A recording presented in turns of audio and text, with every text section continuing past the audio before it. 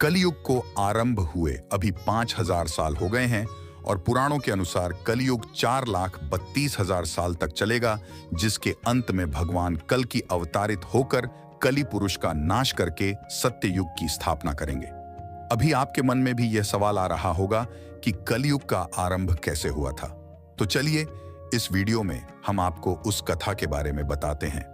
द्वापर युग के अंत में भगवान श्री कृष्ण ने अपनी लीला को समाप्त करके अपने परम धाम को प्रस्थान कर दिया था और पांडव भी अपनी राज्य को अपने पौत्र परीक्षित को सौंपकर स्वर्गलोक के लिए प्रस्थान कर दिया था।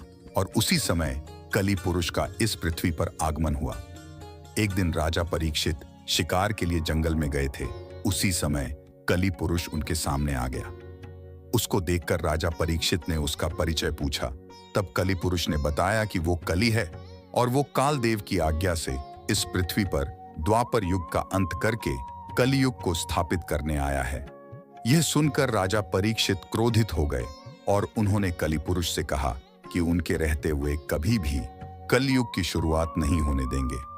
तब कली ने कहा, हे राजन, ये सृष्टि का नियम है कि सत्य युग के बाद जैसे त्रेता युग और द्वापर युग आए, वैसे ही द्वापर युग के समाप्ति के बाद कलयुग का आना निश्चित है।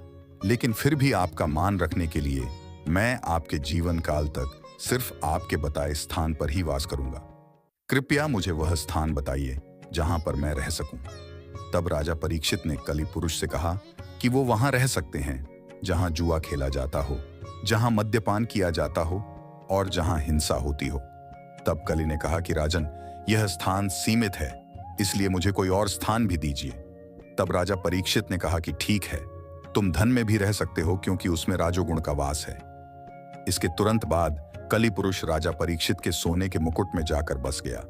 इसके बाद राजा परीक्षित शिकार के लिए निकल गए और बहुत समय तक शिकार की तलाश में वे जंगल में भटकते रहे और बहुत थक गए। भटकते भटकते वे शमीक ऋषि के आश्रम पहुंचे, किंतु उस समय शमीक ऋषि ध्यान अवस्था में लीन थे, इसलिए उन्हें राजा परीक्षित के आगमन की अनुभूति नहीं हुई। उस समय परीक्षित के मुकुट में स्थित कली पुरुष ने राजा परीक्षित की बुद्धि को भ्रष्ट करते हुए कहा, देखिए राजन, आप जैसे महान राजा को इस ऋषि ने किस प्रकार अपमानित किया है। कली पुरुष की बात से प्रभावित होकर राजा परीक्षित ने वहां पाए मरे हुए एक सांप को उठाकर ऋषि के गले में डाल दिया। कुछ समय बाद ऋषि के पुत्र वहां पहुंचे और अपने पिता का इस प्रकार का अपमान देखकर उन्होंने राजा परीक्षित को श्राप दिया कि आज से 7 दिनों बाद सांप के काटने के कारण राजा परीक्षित की मृत्यु हो जाएगी। और यह श्राप सत्य हुआ, क्योंकि 7 दिनों बाद तक्षक नाग के काटने से राजा परीक्षित की मृत्यु हो गई। इस प्रकार कलयुग का आगमन हुआ।